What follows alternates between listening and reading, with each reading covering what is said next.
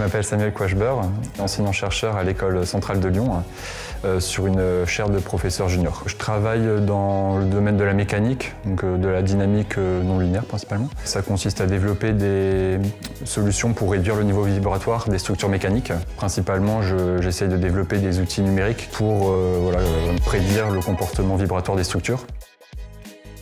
Je suis Conception Sanchezcide, chercheuse postdoctorale à l'École centrale de Lyon et à l'Université Claude Bernard.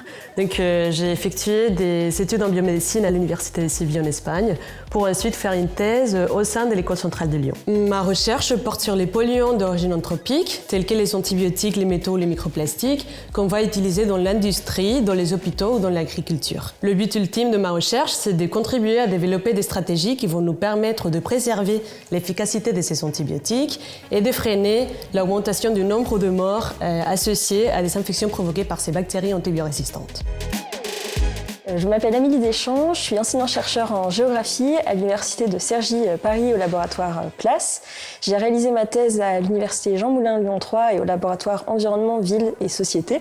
Et ma thèse s'intitulait « Faire végétaliser l'espace public aux habitants, quelle participation pour quelle ville durable ?» J'ai travaillé sur la végétalisation participative de l'espace public, c'est-à-dire le rôle donné aux habitants dans les programmes municipaux de végétalisation tels que les jardins partagés ou les permis de végétaliser. Je me suis intéressée aux freins que pouvaient rencontrer les habitants dans la végétalisation d'espaces publics et dans les opportunités que pouvaient saisir les mairies pour les aider.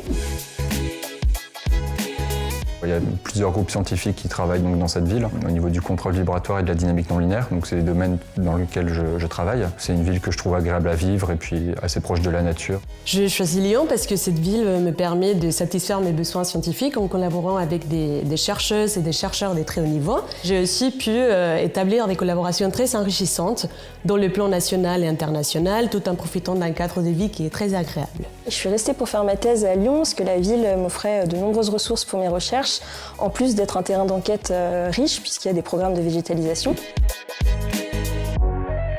Je suis enseignant-chercheur, donc il y a une partie recherche, mais il y a également une partie enseignement. À travers l'enseignement, je peux diffuser auprès des jeunes d'une vingtaine d'années les sciences et puis les domaines de recherche sur lesquels je travaille. Puis après, il y a toujours des participations à des événements type Fête de la Science. De mon point de vue, notre travail n'a pas beaucoup d'utilité s'il n'a pas un impact positif sur la société, que ce soit en termes de connaissances, d'innovation technologique ou des solutions à des crises existantes. J'ai participé au concours Ma thèse en 180 secondes en 2020 et j'ai fait régulièrement également des séminaires destinés à un public plus large. La diffusion du savoir scientifique est une part importante du travail de chercheur pour moi, notamment lorsqu'on travaille sur l'impact des changements globaux sur les sociétés. Je pense que mes recherches ont un impact sociétal et environnemental direct parce que je travaille sur l'action des habitants et de la métropole sur la végétalisation des espaces urbains qui sont un outil pour la transition écologique urbaine. Ma recherche peut s'appliquer directement au monde de l'aéronautique, notamment donc en 2050. Il y a l'objectif d'atteindre la neutralité carbone.